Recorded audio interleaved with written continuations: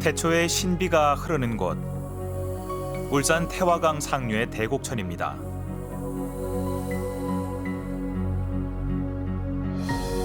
문자가 없던 시절 사람들은 이곳을 찾아와 보석 같은 기록을 남겼습니다. 깊은 계곡, 절벽 바위에 새겨진 그림, 반구대 암각화입니다.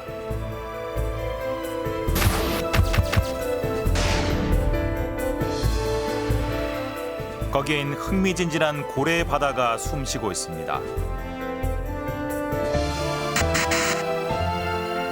인류 최초 고래 사냥꾼의 빛나는 역사가 새겨져 있습니다.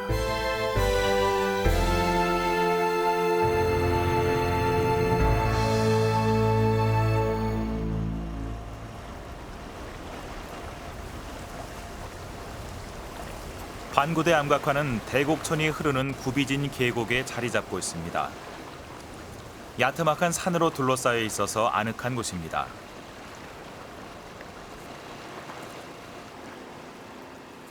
지금 반구대 암각화의 암벽면을 청소하는 작업이 한창입니다. 반구대 암각화는 1년에 8개월은 물속에 잠겨 있습니다. 갈수기의 암각화가 그 모습을 드러내면 이렇게 청소해주는 작업을 합니다. 그림에 끼인 진흙과 이물질은 부드러운 붓에 증류수를 묻혀서 조심스럽게 닦아냅니다.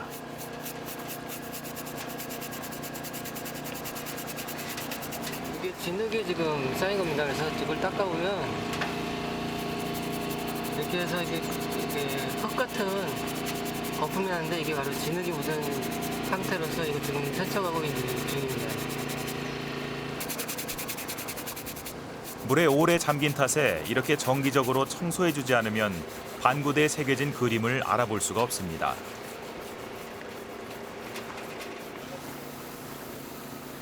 꼬박 2주일을 청소해 드디어 반구대 암각화가 제 모습을 드러냈습니다.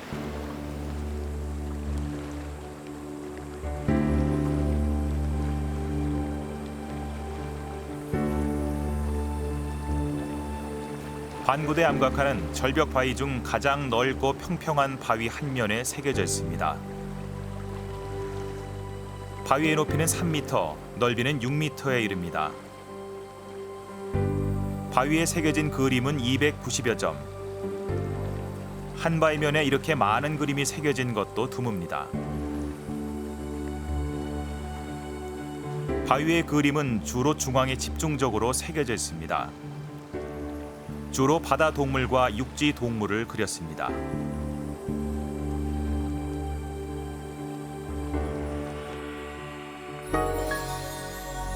왼쪽 바위면엔 바다 동물이, 오른쪽엔 육지 동물이 자리하고 있습니다. 바다 동물 그림에서 주로 보이는 것은 고래입니다. 고래들이 떼지어 한 방향으로 헤엄쳐가는 모습이 아주 사실적입니다. 육지 동물은 오른쪽으로 달려가고 있습니다. 멧돼지도 보이고 물이 지어가는 사슴도 보입니다.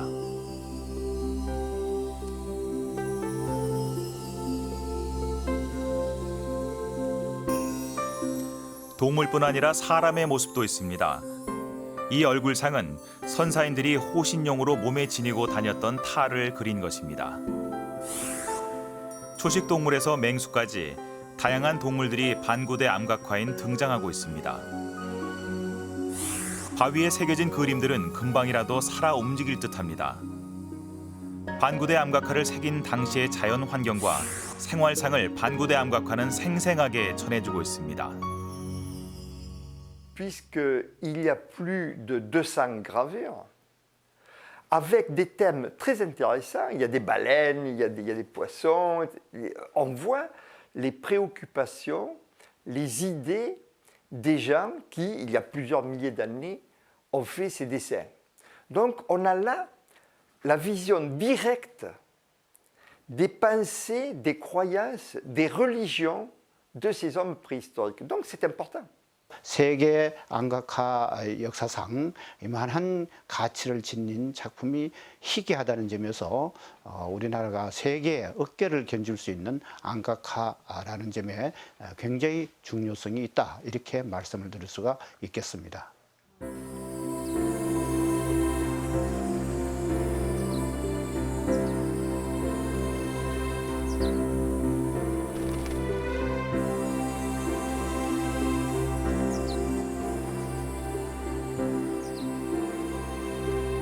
문자가 없던 선사시대, 옛 사람들이 바위면에 그리거나 새겨놓은 암각화는 그 시대의 자연 환경과 생활상을 읽을 수 있는 중요한 유적입니다. 암각화는 인류 최초의 기록이자 문화 코드인 것입니다. 전 세계적으로 분포하는 암각화 유적은 4만여 개에 이릅니다. 이들 암각화 유적을 살펴보면 각 시대별로 유행하는 양식이 있습니다. 프랑스 남부의 작은 도시 포아, 스페인과 국경을 이루는 피레네 산맥 끝자락에 위치한 곳입니다. 이 사람은 세계 암각화 학회 학회장인 장 클로드 교수입니다. 구석기 시대 동굴인 니우 동굴을 집대성한 것으로도 명성이 높습니다.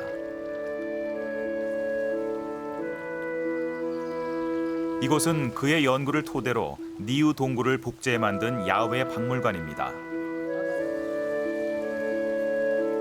구석기 시대 생활을 체험할 수 있도록 꾸며 놓았습니다.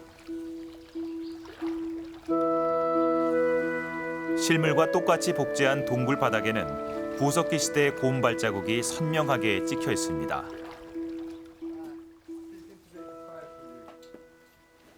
이곳에서는 관람객들을 위해 구석기 시대 불피우기를 시연해 보이고 있습니다. 나무와 나무를 비벼서 불씨를 만들어내고 있습니다. 불씨가 만들어지는 게 신기합니다. Déposer la petite braise. Allez.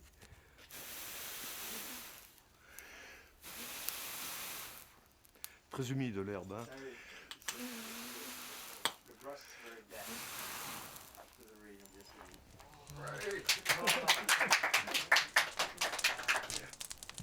Oui, vous leur dites parce qu'il faut que je mette de l'herbe à sécher pour l'après-midi.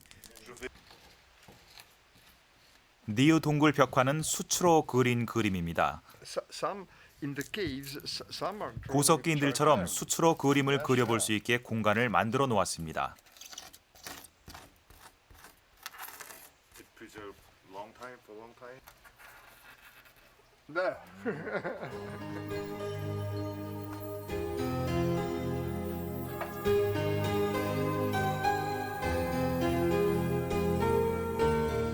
이곳은 니우 동굴 벽화를 그대로 복제해 놓은 전시실입니다. 동물 그림이 놀랍도록 사실적입니다.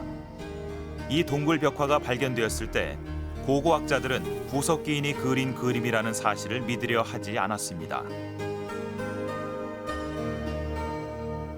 Il y en a sur tous les continents. Et l'art rupestre, c'est la forme d'art la plus ancienne de l'humanité.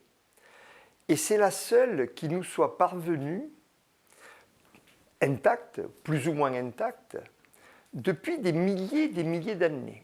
C'est-à-dire, c'est la seule tradition artistique de l'humanité qui ait duré 40 000 ans et qui soit parvenue jusqu'à nous maintenant. 구석기 시대의 암각화는 채색화가 주를 이룹니다. 대부분 동물화며 사실적으로 정교하게 그린 것이 특징입니다.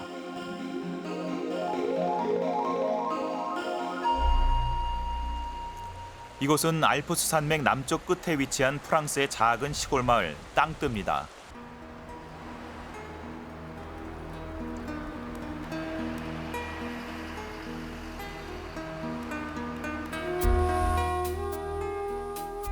땅뜨 박물관에는 알프스 산자락인 몽베고산 정상에서 발견한 암각화를 그대로 복제해 전시해 놓고 있습니다.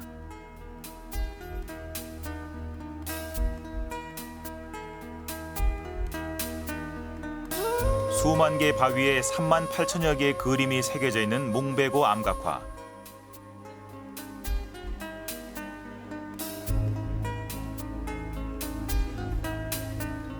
몽베고 암각화는 3천여 년 전 청동기 시대의 유적입니다. 소머리를 추상적으로 그린 그림이 주를 이룹니다. 이 그림은 소의 뿔 부분을 창으로 표현한 것입니다. 소의 귀 부분은 사람의 손으로 표현했습니다. 소의 코 부분은 사람의 모습을 하고 있습니다. 소는 농사를, 창은 농기구 또는 무기를 의미합니다. 농경 생활을 시작한 이들에게 소와 창은 풍요의 상징물인 것이죠. 이 그림은 소와 창을 합체시켜 농사를 주관하는 신의 모습을 표현한 것으로 해석됩니다. Et c'est un culte qui est lié à la fertilité de la terre, à la puissance du taureau, et à ce lien entre l'homme et les dieux, aussi grâce à la présence au milieu des gravures de cette montagne dont je vous ai parlé tout à l'heure, qui s'appelle Bégo. 청동기 시대 암각화는 이처럼 생산과 풍요를 기원하는 추상적이고 상징적인 그림이 주를 이루고 있습니다.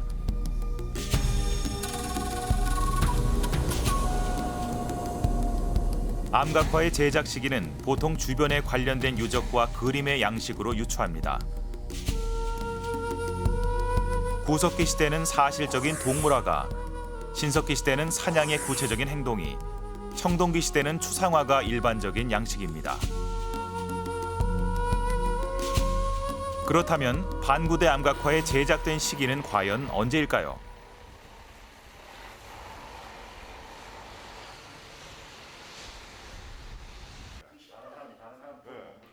폐총은 조개 굴 등의 껍데기가 쌓여서 무덤처럼 이루어진 유적을 말합니다. 폐총에서 출토된 유물은 신석기 시대의 자연 환경과 생활상을 그대로 보여줍니다. 부산 동삼동 폐총은 지금까지 5차례 발굴이 이루어졌는데 지난 2000년엔 특히 주목할 유물이 나왔습니다.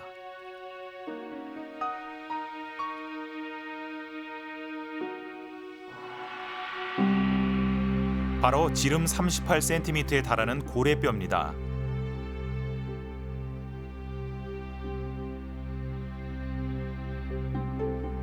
이 고래뼈는 과연 어느 부위일까요?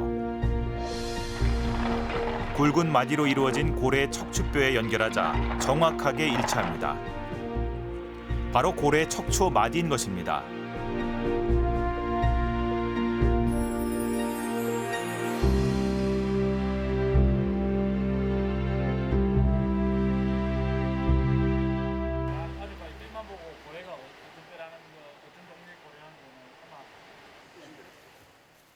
지금까지 신석기 시대 폐총 유적에서 고래뼈가 출토된 곳은 12곳. 모두 동해와 남해 일대에서입니다. 고래뼈를 이용해 신석기인들은 다양한 도구를 만들었습니다.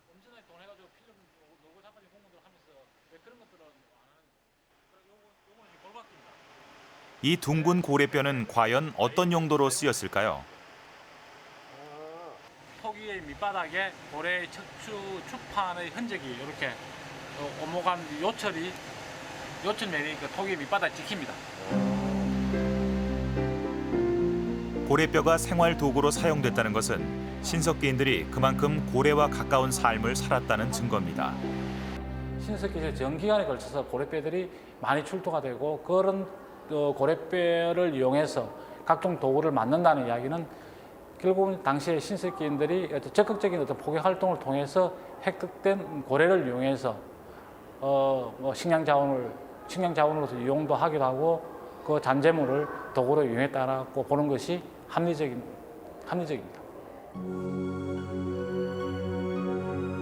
동삼동 폐총에서 출토된 사슴문양 토기는 반구대 암각화를 신석기 시대 암각화라고 추정하는 중요한 단서입니다.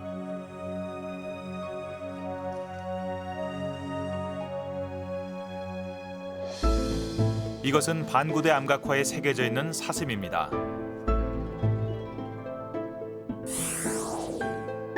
사슴의 뿔과 머리 그리고 사다리꼴 몸체가 쌍둥이처럼 닮아 있습니다.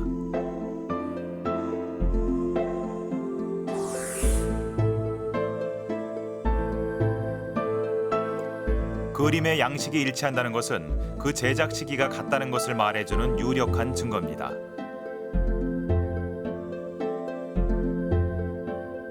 미술사적인 측면에서 본다면은 양식적으로 동일하다는 이야기인데 그 양식이 동일하다는 이야기는 결국은 그 시대 동시기의 어떤 사회 문화적인 어떤 표현 양식이 일치하다는 이야기는 결국은 반구대 안각화의 제작 시기가 신석기 시대에 만들어질 가능성이 다른 어떤 증거 자료보다는 높다고 이야기할 수가 있는 이야기입니다. 반구대 암각화를 신석기 시대와 연관짓는 유력한 증거는 또 있습니다.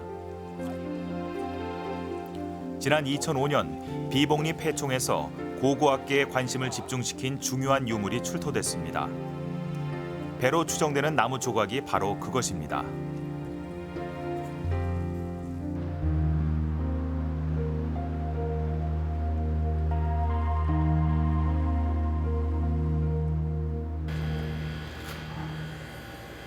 현재 국립중앙박물관에서 보존 처리 중입니다.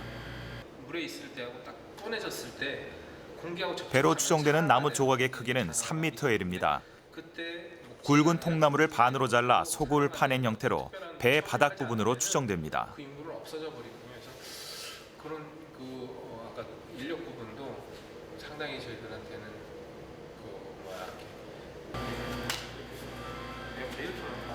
반구대 암각화에 그려진 배가 신석기 시대에 실제로 존재했음을 확인시켜주는 소중한 유물입니다.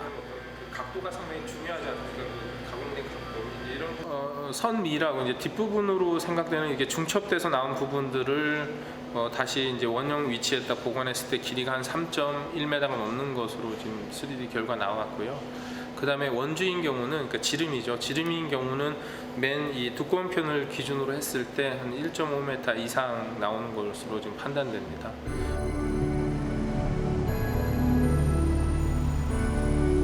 반구대 암각화는 신석기 시대에 제작된 것으로 보는 견해가 많습니다. 암각화는 시대상을 반영하는 기록화입니다. 반구대 암각화를 제작한 신석기인들, 그들은 암각화를 통해 무엇을 말하고 있을까요? 반구대 암각화 그림에 그 해답이 있습니다. 먼저 주목할 것은 덧그려져 있는 그림입니다. 이 그림을 자세히 보면 고래 위에 표범이 덧그려져 있습니다.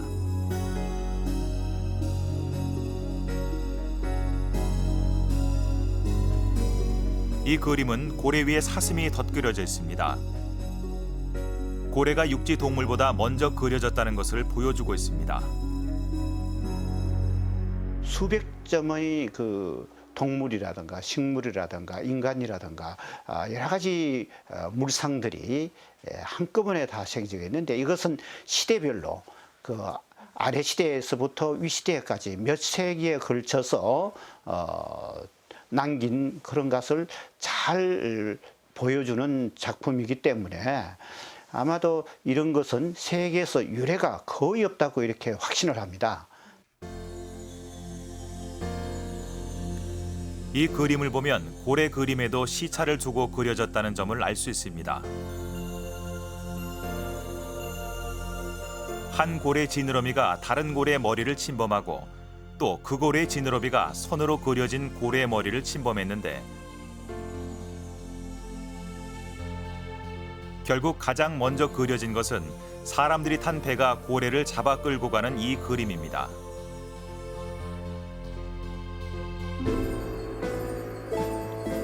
고래를 작살로 겨누고 있는 두 사람의 모습도 보입니다.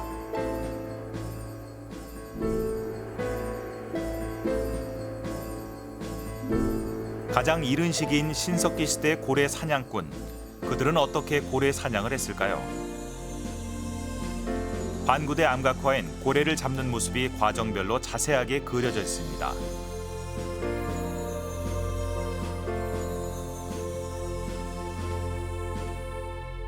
오늘처럼 이 선박의 어떤 기술이라든지 장비들이 발달하지 않아도 그 당시의 여건으로만 가지고도 충분히 바다로 나가서 빠른 속력으로 큰 고래하고 대적을 할 수 있다 하는 것은 당시에 그 사람들의 해양에 대한 그런 어떤 탐험, 모험 또 이런 것을 성취하기 위한 여러 가지 이 지혜 이런 것들이 총망라돼 가지고 배를 타고 바다로 나가 고래와 사투를 벌이며 고래 사냥을 했던 한반도의 신석기인들. 작살로 고래를 잡았던 그들의 사냥 기술은 놀라운 것이었습니다.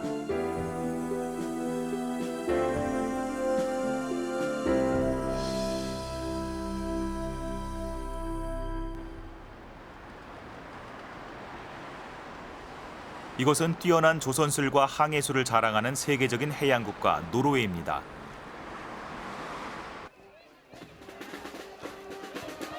매년 5월이면 노르웨이의 수도 오슬로에는 전국 각지의 사람들이 전통 의상을 입고 모이기 시작합니다.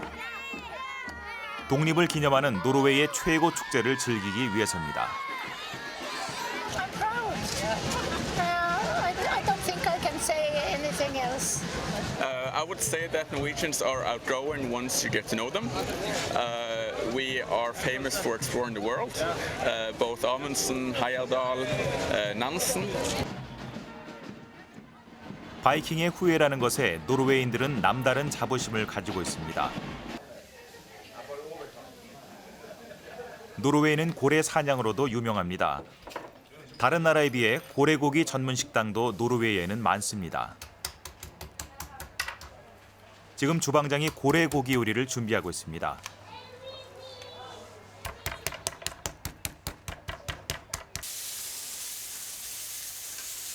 특별히 손이 많이 가는 요리도 아니지만 고래고기 요리는 이 식당에서 제일 비쌉니다.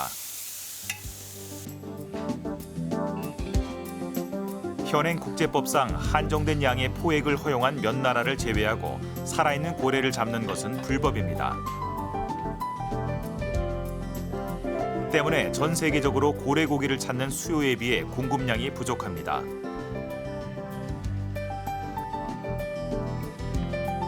고래 사냥으로 유명한 노르웨이에서도 고래고기는 이제 먹기 힘든 별식이 되어버렸습니다. Vi spiser egentlig veldig sjeldent hvalkjøtt. Nå er det veldig lenge siden sist vi har spist hvalkjøtt, men når vi vokste opp da, så spiste vi det mer ofte. Det var mer hverdagsmat før. I dag er det blitt mer et eksklusivt måltid.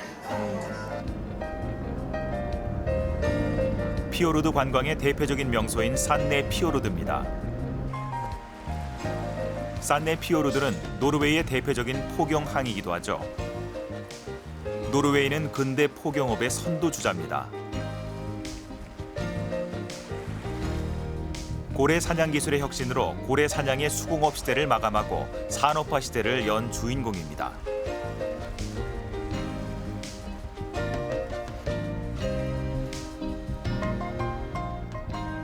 그렇다면 노르웨이는 언제부터 고래 사냥을 시작했을까요?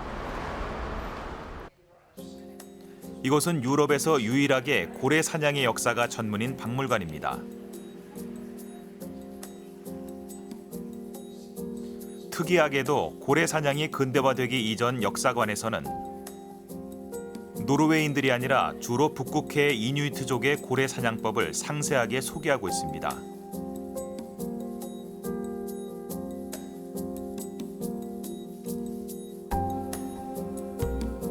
거기에는 이유가 있습니다.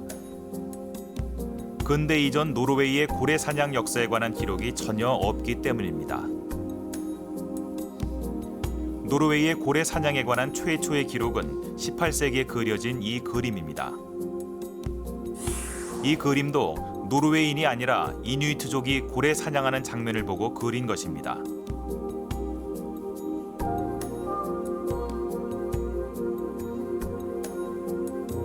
이 그물은 노르웨이 고래잡이 역사를 알 수 있는 증거입니다. 그물은 16세기에 제작된 것으로 추정된다고 하는데 이 그물로 고래를 잡았다고 합니다. The Norwegian coastal whaling was done through centuries.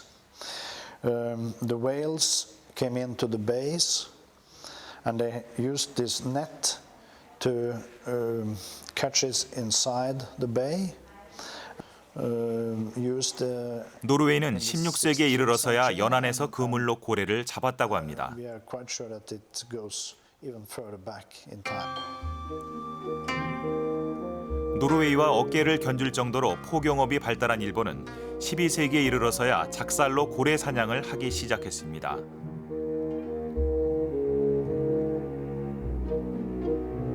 그물을 사용한 것은 16세기부터입니다. 창을 던져서 고래를 직접 잡은 것은 아마 구라파에서는 거의 9세기 정도. 일본 포경사에는 이 가마쿠라 시대 한 12세기 정도로 알고 있습니다. 그물을 던져서 잡는 거는 거의 한 16세기 정도 되는데 16세기 전까지 서양인들은 큰 고래를 바다 괴물로 알고 있었습니다. 고래는 서양인들에게 공포와 신비의 대상이었습니다. 그런 서양인들에게 선사시대 고래 사냥은 생각지도 못할 일이었습니다.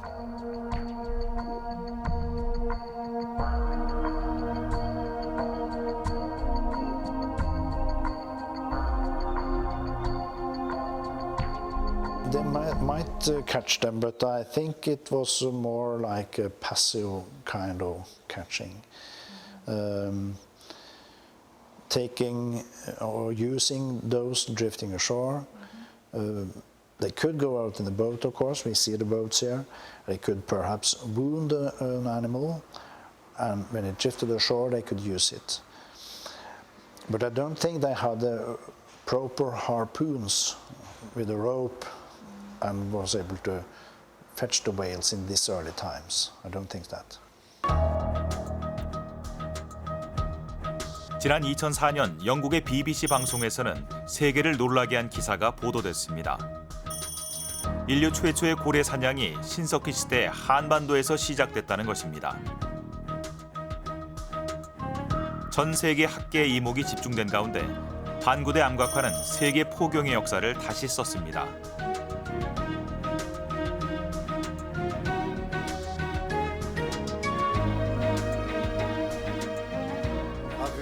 Les scènes de chasse représentées à Bangudé sont les premières connues, les plus anciennes connues.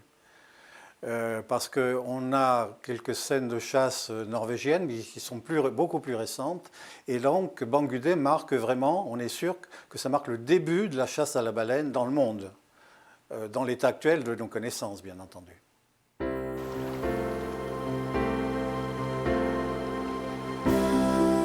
신석기 시대에 이미 놀라운 사냥 기술로 고래 사냥을 했던 한반도의 고래 사냥꾼들. 반구대 바위에 새겨진 그들의 삶은 세계를 놀라게 한 위대한 기록입니다.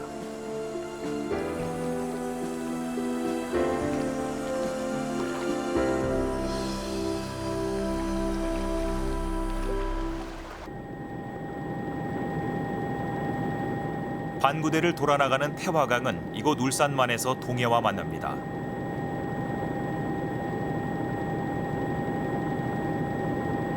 한류와 난류가 만나는 곳, 장생포는 한때 세계적인 고래잡이 어장이었습니다.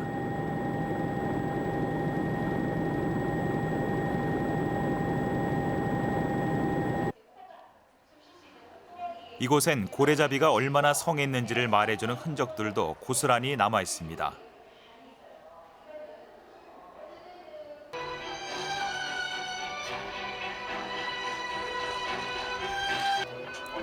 장생포가 고래로 유명하게 된 것은 이곳에 국내 최대의 포경기지가 있었기 때문입니다.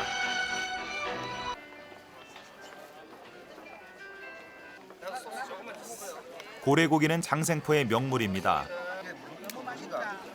고래는 부위와 조리법에 따라 12가지의 다른 맛을 냅니다. 미식가들이 으뜸으로 치는 고기는 단연 고래고기입니다. 86년 국제 포획 금지 조약으로 지금은 다른 어류를 잡으려고 쳐놓은 그물에 간혹 걸리는 것들만 먹을 수 있습니다.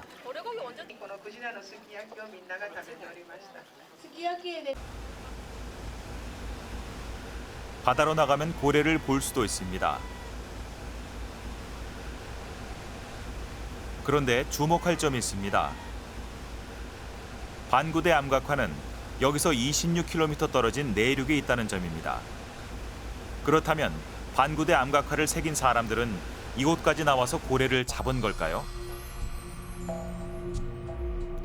구석기 말 빙하가 녹으면서 지형의 변화가 찾아옵니다. 동해 해수면은 놀라울 정도로 높았습니다. 신석기 시대의 바다는 울산의 장생포에서 태화강을 거슬러 구라리를 넘어 반구대 앞까지 들어와 있었습니다. 최종 빙기 이후에 바닷물이 굉장히 빠르게 상승했기 때문에 한 7,000년 전쯤에는 고울산만에 다소 깊은 그런 내만이 형성될 수 있었습니다. 대략 한 15m에서 한 30m 정도까지 있었고, 그리고 만내에는 햇빛도 좋고, 그 다음에 그 훼손하는 어떤 그런 요인이 없었기 때문에 해저에 굉장히 높은 밀도로 수중 식물들이 자라고 있었을 겁니다. 그런 환경이라면 고래가 서식하기에 또는 새끼를 키운다거나 휴식한다거나 하기에 좋은 장소가 될 수 있다고 봅니다.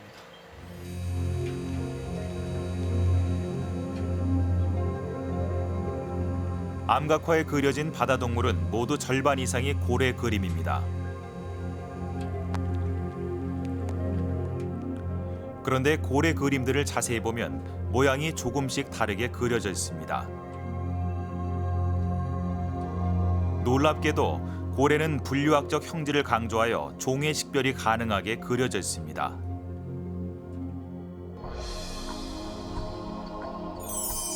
고래는 분류학적으로 크게 수염과 이빨의 유무에 따라 나뉩니다.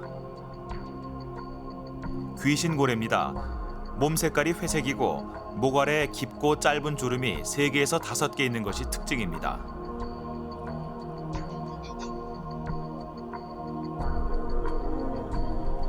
마치 사진을 보고 그린 것처럼 똑같이 그려져 있습니다.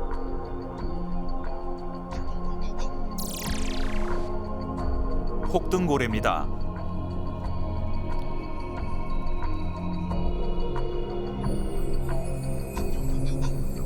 이 고래는 턱을 자세히 봐야 합니다.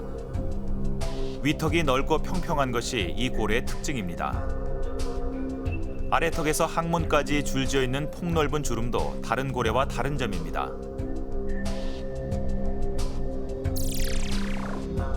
긴 수염고래입니다.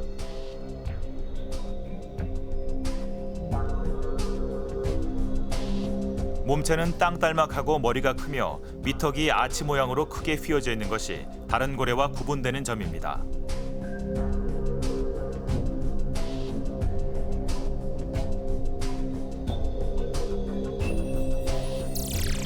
이빨 고래류의 대표적인 향고래입니다. 꼬리 부분이 가늘고 머리와 등 지느러미 사이의 몸체는 사각형인 게 특징입니다. 머리 크기가 전체 몸 크기의 반 이상이나 됩니다.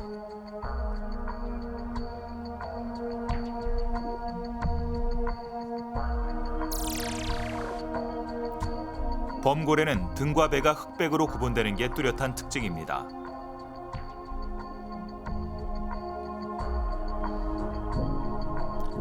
반구대 암각화에 새겨진 고래는 현대 분류학적으로 분류되는 고래 대표종이 놀랍도록 정확하게 표현됐습니다.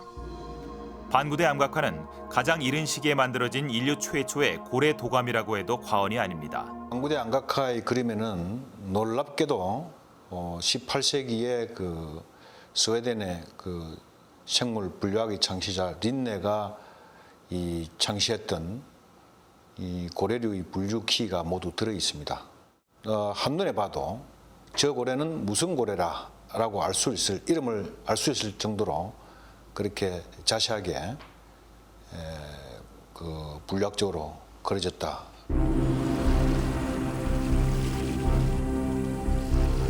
거대한 고래와 사투를 벌여야 하는 고래 사냥은 고도의 사냥 기술이 요구됩니다.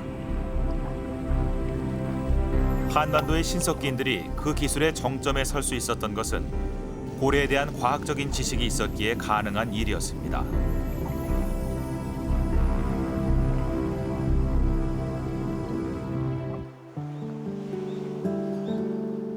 이곳은 노르웨이 북쪽의 작은 마을 알타입니다.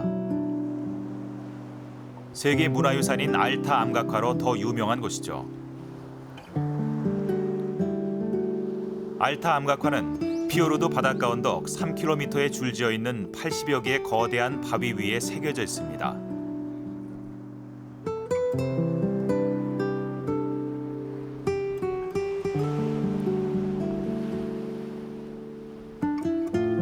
이 그림들은 6천여 년 전 알타에 모여 살았던 신석기인들의 솜씨입니다. We have about 6,000 figures here, which makes it one of the largest concentrations of rock art in Scandinavia, perhaps the largest.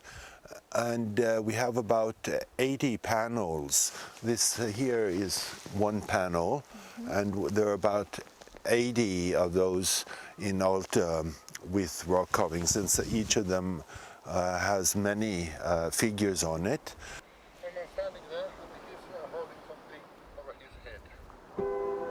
그림은 사냥하는 장면이 대부분입니다. 이 장면은 동굴에 찍힌 곰 발자국을 발견하고 그 발자국을 따라가며 사냥하는 모습을 그린 것입니다.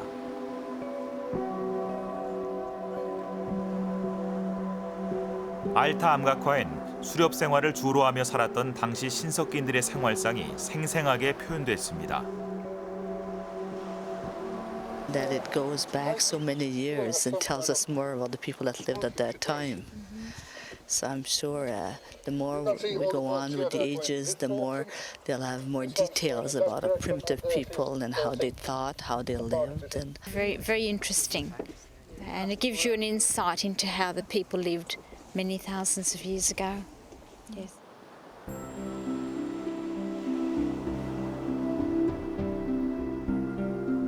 수렵 생활뿐 아니라 어로 생활의 모습도 볼 수 있습니다. 이 장면은 배를 타고 나가 물고기를 잡아 끌고 가는 모습입니다.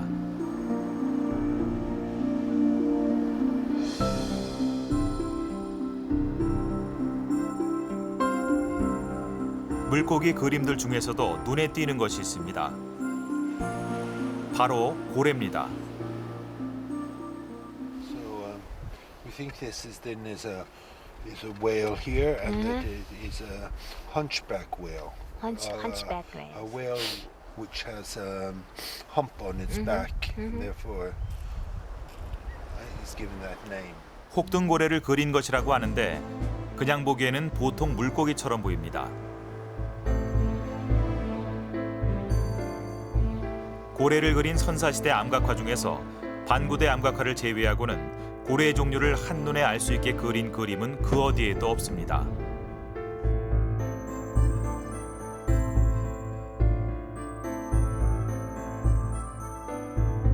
유럽이나 노르웨이 흔히 말하는 포경으로 유명한 이런 데도 이런 정도의 고래나 또는 고래잡이 그림은 없다라고 저도 알고 있습니다. 그러니까 특히 이제 그쪽 사람들이 놀라는 것도 가끔씩 이렇게 고래 그림은 나오는데 고래 잡는 그림은 거의 없다는 것입니다. 고래 잡는. 그런데 분명히 이제 반구대 암각화에서는 배라든지 이런 것들도 등장하고 있고, 그리고 작살이 꽂혀 있는 고래 이런 것도 있기 때문에 그런 점에서 봤을 때는 이건 단순히 어떤 이 고래의 생태를 보여주는 건 아니죠. 그런 것들이 아닌, 그러니까 고래잡이라는 그런 것들이 이제 포함되는 점이 있고, 그렇게 봤을 때는 아마 거의 세계적으로도 얘가 드물다 이렇게 알고 있습니다.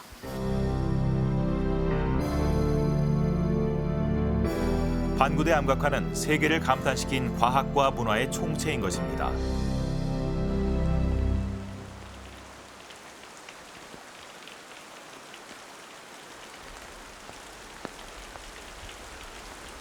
야트막한 산으로 둘러싸인 아늑한 곳에 자리한 반구대 암각화.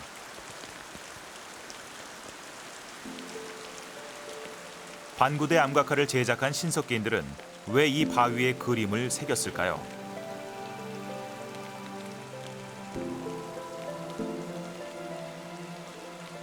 먼저 이 절벽 바위의 구조에 주목할 필요가 있습니다. 위로 돌출된 바위 지붕이 있고 좌우 가장자리도 약간 돌출되어 있는 구조입니다. 그림 부분이 비나 누운을 직접 맞지 않는 특이한 구조의 바위를 일부러 고른 것은 아닐까요? 지금 여기도 보면 잘 아시다시피 여기도 파의 그늘을 이루고 있습니다. 이거는 지금 이렇게 밖에 비가 오지만 우리는 비를 안 맞고 있잖아요. 이런 자리들이 옛날 사람들한테 특별하게 인식이 됐겠죠. 그래서 이제 이런 자리들이 선택이 돼서 그림이 그려졌고, 대개 그런 것들을 남기는 부분을 보면 대개 이제 물가 쪽에 많이 이제 나타나고 그러거든요. 그리고 사람들이 그 약간은 그 성스러운 곳, 또 접근하기가 그렇게 쉽지 않은 곳, 그거는 이제 구석기 시대 그 동굴 그림, 동굴 벽 그림 이런 부분도 아주 접근하기 어려운 곳에 이렇게 성스럽게 이렇게 그려놓은 부분도 있고, 또 이런 그 신석기 시대에 이런 데 오면 물가에 이렇게 하기도 하고.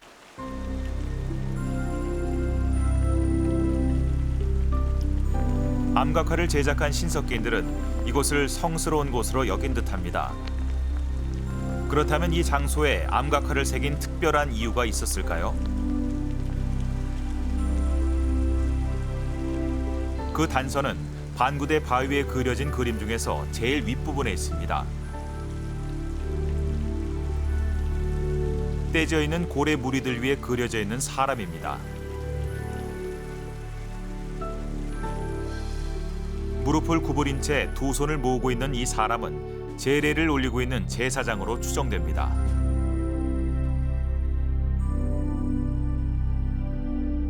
종교와 신앙이라는 부분은 생활이 있기 때문에 그것이 와 있는 거죠. 그런데 더군다나 그 어떤 그 종교와 신앙을 갖는다는 기본 개념은 두려움에 있다. 그래서 두려움을 극복하고 뭐 이런 것들이 일반적인 얘기들인데요. 이 고래 사냥이라는 것은 대단한 위험을 수반하는 일들이기 때문에 아주 엄숙하고 그 다음에 그 지켜야 할 일들, 금기 사항이 상당히 다른 그 사냥 사회보다도 더 많았던 거죠. 반구대 암각화에 등장하는 제사장들, 그들은 이곳을 제례를 올리는 제단으로 사용한 것일까요?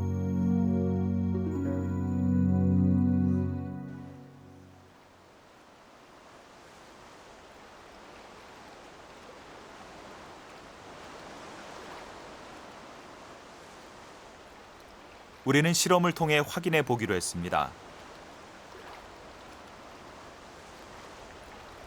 사람들이 모인 제단에서 제례를 올리려면 무엇보다 제사장의 목소리가 잘 전달돼야 합니다. 이 소리는 기본적으로 반사에 의해서 한쪽으로 모아지는데, 저 지형적인 구조가 위에서 내려주고 좌우에서 반사판이 마치 오목거울처럼 이렇게 주어지는 이런 구조입니다. 그래서 그렇게 했을 때, 노래를 불렀을 때나 아니면 무슨 제사장이 말을 했을 때 과연 뒤에 객석에서 얼마나 소리가 잘 전달이 되는지.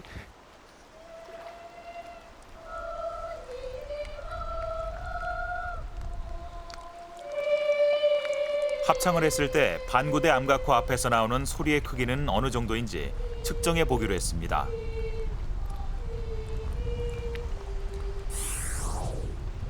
데시벨은 소리의 상대적인 크기를 나타냅니다. 결과는 84.7데시벨. 그렇다면 콘서트 홀에서의 소리의 크기는 어느 정도일까요?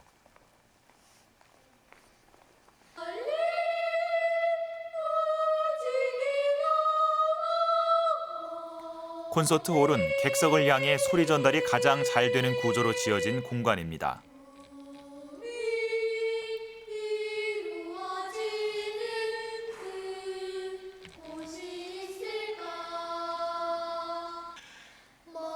반구대와 똑같은 거리에서 소리를 측정했습니다. 결과는 80.6데시벨로 나왔습니다. 즉 소리로 봐가지고 2배 이상이 커졌다는 음량 증폭 효과가 나타나는데요. 또 위치로 봐서 이 합창하는 부분에 재단이라고 할 수 있는 앞부분에서 5m나 10m 거리나 6데시벨 효과는 동일하게 얻어졌습니다. 이것은 상당히 이 객석에서 봤을 때 어느 위치나 아주 제사장의 우렁찬 소리를 들을 수 있었다. 이것은 음향 효과적으로 봐서 어느 콘서트홀 못지않게 그런 증폭 효과를 얻을 수 있다고 볼 수 있겠습니다. 놀랍게도 반구대 암각화 앞이 요즘의 콘서트 홀보다 음향 효과가 더 컸습니다. 소리 전달 면에서 볼 때 재단으로서의 입지는 더없이 좋은 곳입니다.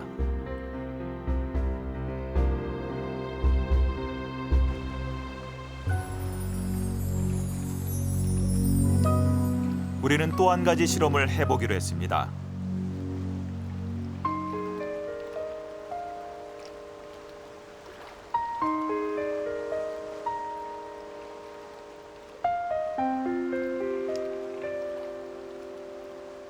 밤에 의식이나 제례를 하게 되면 집중도도 높이고 신령스러움도 더해 그 효과가 더 크지 않을까요? 그렇다면 반구대 암각화를 제작한 신석기인들도 밤을 택했을 것입니다.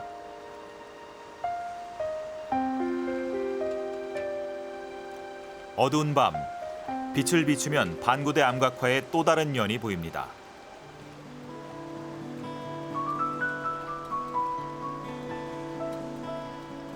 밝은 낮에는 잘 보이지 않던 그림들이 놀랍도록 선명하게 되살아났습니다.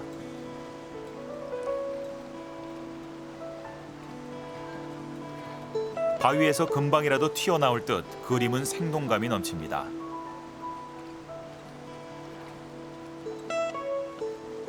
여기서 보면은 지금 이런 요철들이 생생하게 이렇게 살아나게 돼서 이걸 이렇게 여기에 모였던 사람들은 그동안 죽어 있었던 이미지들이 낮에는 죽어 있었던 이미지들이 새로 부활하는 거죠.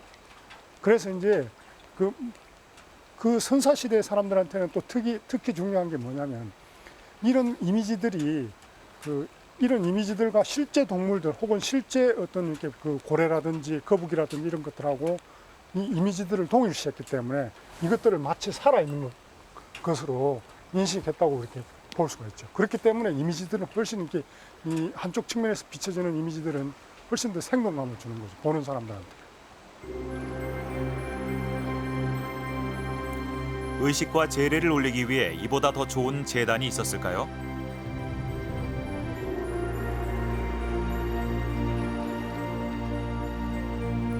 거친 바다로 배를 타고 나가 사투를 벌이며 고래 사냥을 했던 인류 최초의 고래 사냥꾼들.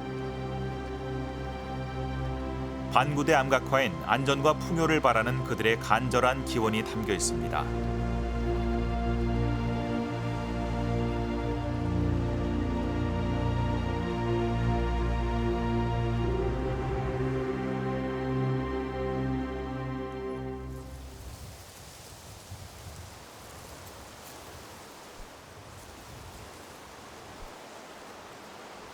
그들의 삶이 반구대 암각화를 통해 오늘의 우리에게 이어지고 있습니다.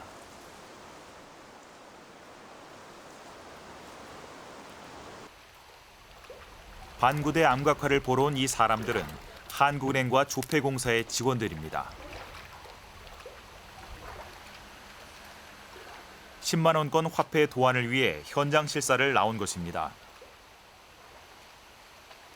내년에 나오는 10만 원권 화폐 뒷면에는 대동여 지도가 그려지는데 서해바다 쪽에는 반구대 암각화의 육지 동물을, 동해바다에는 반구대 암각화의 고래를 문양으로 넣기로 결정했다고 합니다. 글쎄 제가 본 거는 이제 탁본 뜬 그런 책자를 이렇게 간접적으로 이렇게 봤는데 직접적으로 보니까 선사시대 고대 사람들이 그런 미에 대한 어떤 관점도 없는 그런 상태에서 어떻게 저런 조형적인 미를 표출할 수 있었을까 하는 그런 약간 경외심 같은 게 이렇게 생깁니다.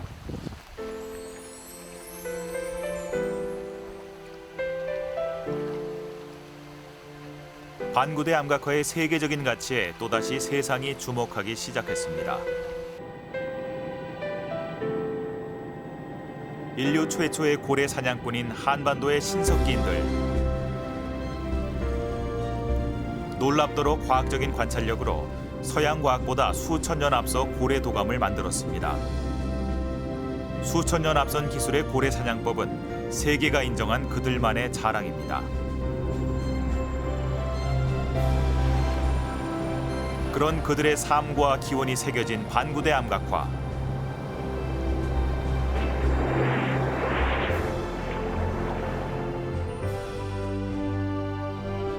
그것은 세계 그 어느 곳보다 월등하게 앞선 한반도의 찬란한 해양 문화를 보여주는 위대한 기록입니다.